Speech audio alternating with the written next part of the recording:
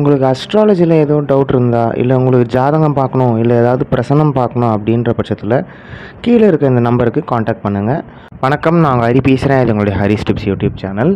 So இன்றைக்கி நம்ம என்ன தலைப்பு பார்க்க போகிறோம் அப்படின்னு பார்த்தீங்கன்னா, ராகு கேது அப்படின்ற விஷயத்தில் சர்ப்பத்தை பிடித்து பலன் சொல்வது எப்படி, அதாவது பாம்பை பிடிச்சி பலன் சொல்லணும் அப்படின்னு ஒரு பழமொழி இருக்குது. ஸோ அது எப்படி அப்படின்றத வந்து இந்த டாப்பிக்கில் நம்ம இந்த தலைப்பில் இன்றைக்கி வந்து நம்ம பார்க்க போகிறோம். ஸோ இது சர்ப்பத்தை பிடித்து பலன் சொல் அப்படின்னா மோஸ்ட்டாக வந்து பார்த்திங்கன்னா இது அஸ்ட்ராலஜர்ஸ்க்கு தேவையான ஒரு முக்கியமான டாபிக். ஏன் அப்படின்னு பார்த்தீங்கன்னா, நம்மக்கிட்ட ஜாதகத்தை கொண்டு வரவங்க நம்மக்கிட்ட ஜாதகத்தை கொடுத்துருவாங்க. கொடுத்த அப்புறமா எனக்கு பலன் சொல்லுங்கள் அப்படின்னு அவங்க கேட்பாங்க. ஓகே, அவங்களுக்கு ஒரு பிரச்சனை வந்து கண்டிப்பாக இருக்கும்.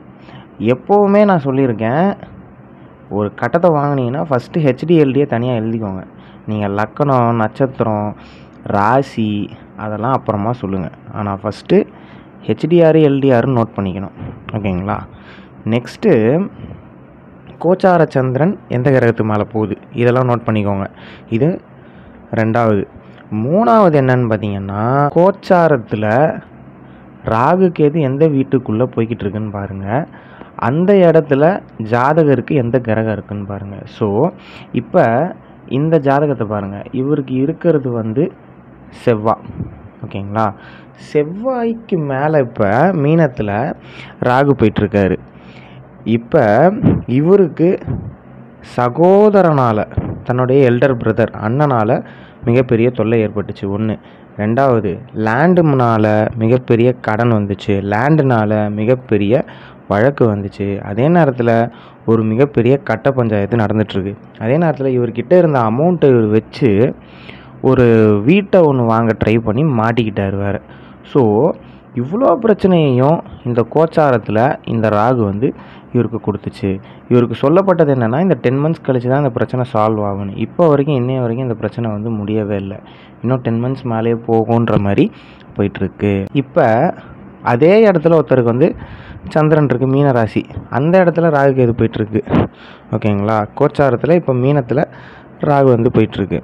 கரெக்டாக இவங்களுக்கு வந்து ஃபுட் சம்மந்தமான விஷயத்தில் தொல்லை வந்துச்சு. அம்மாவால் தொல்லை வந்துச்சு. ஃபுட்டு அலர்ஜி வர ஆரம்பிச்சுது. அதே நேரத்தில் டிப்ரெஷன் ரொம்ப ரொம்ப அதிகமாகிடுச்சு. ஸோ மீனராசி, கன்னிராசியெல்லாம் இந்த டைம் எடுத்து பாருங்கள்.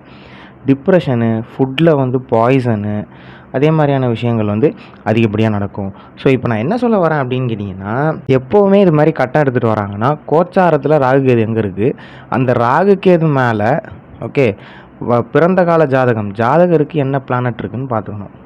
அப்போ கோச்சார ராகு கேது எங்கே இருக்குன்றதை பிடிச்சா இவங்களை பலனை வந்து நீங்கள் ஈஸியாக சொல்ல முடியும். அந்த பிரச்சனை அவங்களுக்கு கண்டிப்பாக இருந்தே தீரும். அதில் வந்து எந்த வித மாற்று கருத்துமே கிடையாது. ஜாதக கட்டம் வந்துருச்சு. ஓகேங்களா? மறுபடியும் பாம்பை பிடிச்சி எப்படி பலன் சொல்கிறது அப்படின்னு கேட்டிங்கன்னா, பாம்பு கரெக்டாக எங்கே இருக்குதுன்னு பாருங்கள். ராகு கேது. ஓகேங்களா? அதுக்கு நெருக்கமான பாகையில் எந்த கிரகம் இருக்குது, நம்பர் 1 அதை பார்க்கணும். ரெண்டாவது, ராகு கேது எந்த கிரகத்தோடு சேர்ந்து இருக்குன்னு பாருங்கள். ஸோ இது ரெண்டுத்தையும் வச்சே நீங்கள் வந்து பலன் சொல்லிடலாம். ஸோ ஒருத்தருக்கு இப்போ வந்து இங்கே இந்த ஜாதக கட்டத்தை பார்த்துக்கோங்க. இவருக்கு இப்போ சுக்கிரனோட கேது இணைஞ்சிருக்கு. இவருக்கு மனைவியால் மிகப்பெரிய தொல்லை. ஓகேங்களா? இப்போ உதாரணமாக ஒருத்தருக்கு புதன் ராகு இருக்குது, நண்பர்களால் தொல்லை.